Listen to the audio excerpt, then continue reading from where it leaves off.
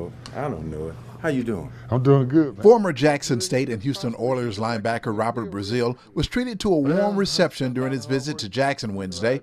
Brazile paid a visit to Jackson radio station WPBQ, where he talked with former JSU teammates Vernon Perry and Eddie Payton, along with JSU TV, about being one step away from the Pro Football Hall of Fame. They want to congratulate you, and we know that you're going to make it. And we're all going to go to the Hall of Fame so we can say we were in the Hall of Fame. Well, I want to say thank you. That's what Vernon said. Thank you for all in there. You know, I think I'm already in the Hall of Fame. I went years ago when I saw your brother.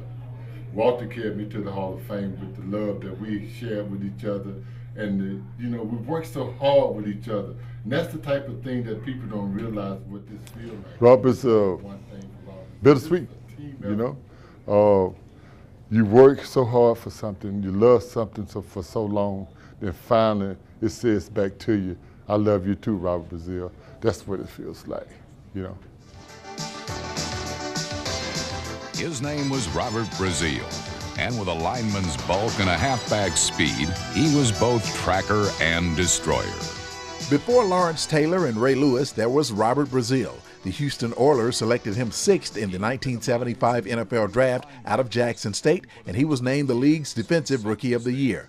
Brazile would go on to earn 7 Pro Bowl selections for the Oilers, and he talked about the moment he received word on being named a finalist to the Pro Football Hall of Fame. Well, a week ago, I was entertaining a sister-in-law on my wife's side. We had went out fishing the night before and caught some speckled trouts. And we were sharing with her and sitting across the couch. And the phone rang. My phone rang. I looked at it. It was from Canton, Ohio. It was Dave Baker, the president of the Hall of Fame. And I just reached out and pointed across the way at my wife and crossed my heart because I had to hear what this man was about to say. And he introduced himself and then said, before I said anything, Robert, we had 3 senior committee voters here. And we also have Mr. Carl Eller, Hall of Famer, and we have Mr. Art Shea, Hall of Famer. And I wanted to be the first to tell you that I need you and your wife to keep the week of the Super Bowl open. We're going to fly you out to Minnesota. And before I say that, you have been the first one chosen as a senior committee, from the senior committee, to be a senior finalist for the Hall of Fame.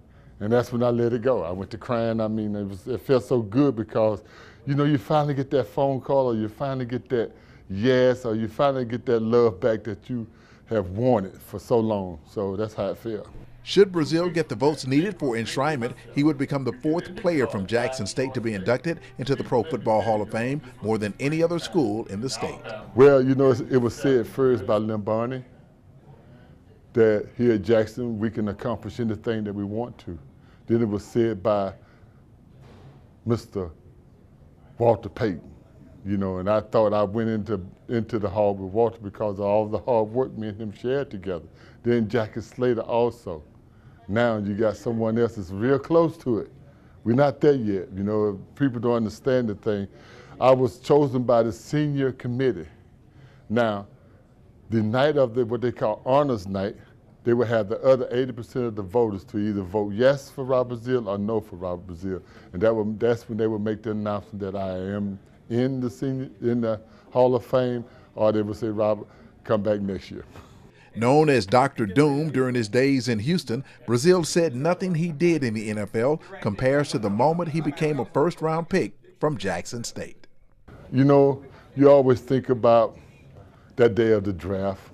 You know, I thought that was the most happiest time of my life, Rob, to be chosen as the 6th pick in the nation from a college, knowing that Walter went 4th in the nation in the same draft. That was such a great boost, such a great thing for Jackson State itself.